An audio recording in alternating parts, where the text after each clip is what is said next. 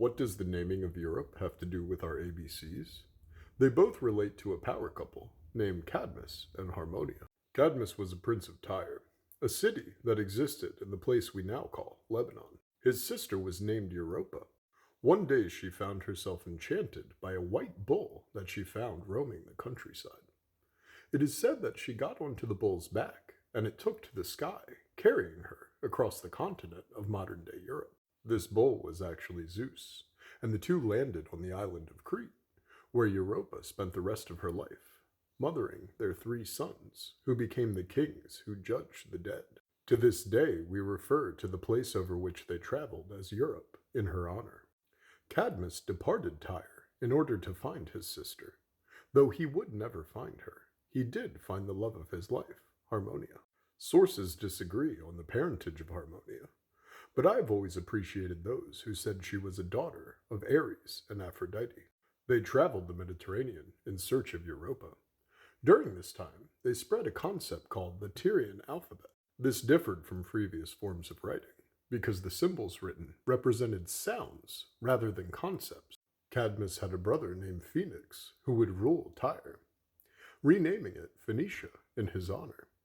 Therefore, Cadmus was spreading what we now call the phonetic alphabet. Cadmus's story doesn't end with this feat, though.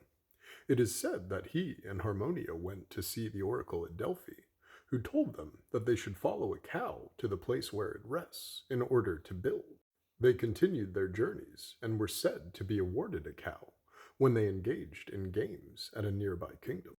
They followed the cow, and where it laid, they created the first city-state, known as Thebes. It is said that they slayed a nearby dragon and prayed to Athena in order to aid in the founding of the city. She told them to sow the teeth of the dragon into the ground.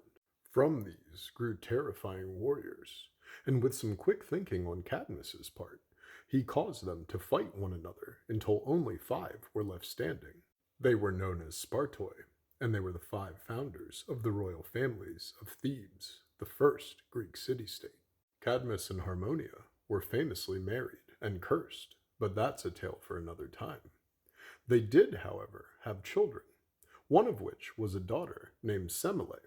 I'll talk more about her and her relationship to Zeus tomorrow.